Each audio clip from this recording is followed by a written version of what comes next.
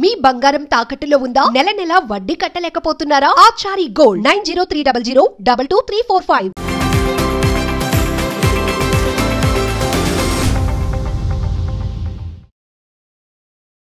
ఒకటి కాదు, రెండు కాదు, దాదాపుగా 150 సినిమాల్లో నటించి ఎంతోమంది అభిమానులు, ముఖ్యంగా అసలు ఎవ్వరికి రాని ఒక అదృష్టం ఏంటంటే ఫస్ట్ సినిమాకే నంది అవార్డు.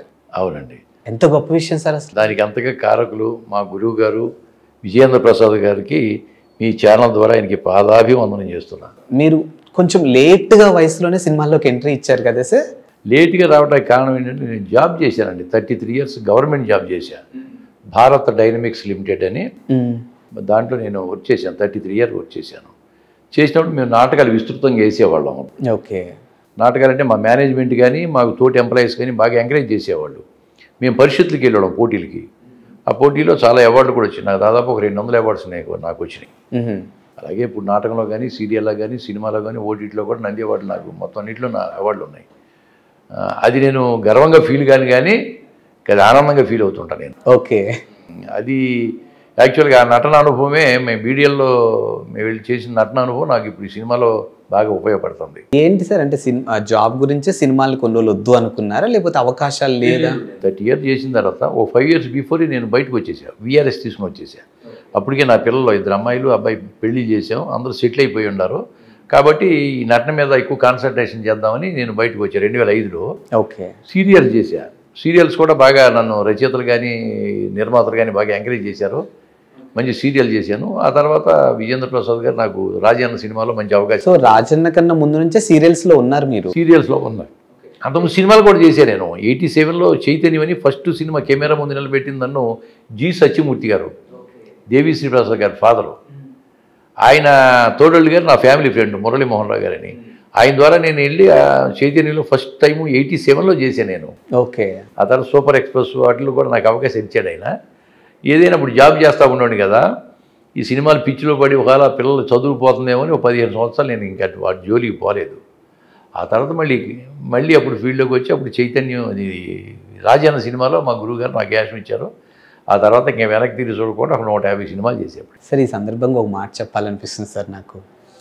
ఒక కొడుకుగా, ఒక భర్తగా, ఒక తండ్రిగా ఆ బాధ్యతలన్నీ మొత్తం సక్రమంగా అన్ని సమకూర్చి అన్ని నెరవేర్చు ఫైనల్గా మీ ప్యాషన్ కోసం మీరు అడుగులు వేశారు చూసారా? నిజంగా చాలా గొప్ప విషయం సార్ ఇది. నాకు అది ఆనందంగా ఉండదండి. ఎందుకంటే నా పిల్లల బుద్ధిగా చదువుకున్నారు, మనం చెప్పినట్టు విన్నారు, చక్కగా వాళ్ళకి కావాల్సిన పెళ్ళిళ్ళన్నీ చేశాను. వాళ్ళకి కావాల్సిన 3 పెళ్ళిళ్ళు అయిపోయినాయి. వాళ్ళు హ్యాపీగా సెటిల్ అయిపోయారు. ఇక నాకు ఎటువంటి ప్రాబ్లం లేదండి. నాకు తెలిసి ఎంతోమందికి మీరు ఇన్స్పిరేషన్ సార్. ఎందుకంటే అన్ని బాధ్యతలు, మనిషిగా మనం పుట్టామంటేనే చాలా బాధ్యతలతో ఉంటాము. ఎక్కడా కూడా దేన్ని గాలి కొదిలేకుండా అన్ని సక్రమంగా సమకూర్చి ఫైనల్గా అసలు చాలా గొప్ప విషయం సార్. కాకపోతే ఈ వయసులో చూసుకొని ఆరోగ్యం జాగ్రత్తగా చూసుకోవాలి. దాని మీద కాన్సన్ట్రేషన్ పెట్టుకుంటాం. ప్రొద్దున్న సాయంత్రం వాకింగ్ ఫ్రెండ్స్ ఉన్నారు ఒక 30 మంది. సరదాగా వాకింగ్ చేస్తాము. డైట్ ఏమో ఆశపడి ఒక డైట్ ఎక్కువ తినేది ఏం లేదు. సో డైట్ కంట్రోల్ చేసుకుంటూ ఎక్సర్సైజ్ చేస్తే ఆరోగ్యం హాయిగా ఉంటుంది. తర్వాత మనం పాజిటివ్ థింక్ చేస్తాం. దానికి పాజిటివ్ థింక్ చేయాలి, నెగిటివ్ థింక్ అసలు చేయకూడదండి. ఓకే. నేను ఎప్పుడు కూడా అంత పాజిటివ్గానే థింక్ చేస్తాం. మనకి ఎవరితో కుదరలేదు, సైక్యత కుదరలేదంటే పక్క పెట్టుకోవటం అంతే, మన దాన్ని మనం పోతాం అంతే. టైం పంక్చువాలిటీ ఒకటి, సిన్సియారిటీ ఒకటి నాకు బాగా ఇష్టం అండి. టైం పంక్చువాలిటీ బాగా మెయింటైన్ చేస్తాను నేను. మొట్టమొదటి సిన్సియర్గా మన పని ఏదో మనం చూసుకుని వెళ్ళిపోతాం. సీరియల్స్లో ఫస్ట్ ఏ సీరియల్ సార్ మీరు? నేను తూర్పుపల్లి రైలు అనిల్ కుమార్ గారండి, దాంట్లో మంచి అవకాశం ఇచ్చాడు. తర్వాత నా పేరు మీనాక్షి, బంగారు పంజరం, సూర్యవంశం, చాలా మంచి పెద్ద వేషాలు చేసాం. అవన్నీ తర్వాత మనకి రాజన్ వచ్చింది. రాజన్ మధ్యలో వచ్చింది నాకు యాక్చువల్గా. ఓకే. రాజన్ వచ్చిన తర్వాత కూడా సీరియల్ చేశా.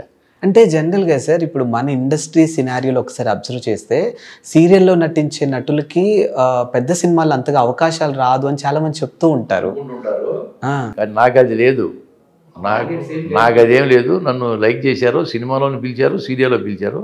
కాకపోతే ఇప్పుడు సీరియల్లో చేయటానికి అవకాశం లేదు. ఇప్పుడు సీరియల్ నన్ను అడుగుతుంటారు, నేను చేయలేను అబ్బాయి, 2 డేట్లు క్రాష్ వస్తాయండి. ఓకే.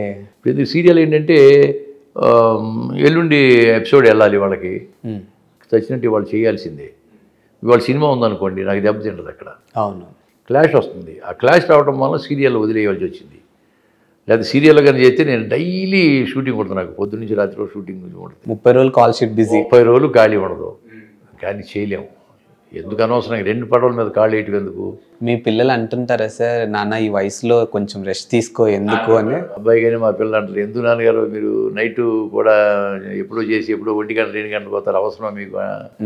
మీకు ఆర్థికంగా బాగానే ఉన్నారు కదా అంటే, ఆర్థికంగా కాదురా, కాలక్షేపం కావాలి.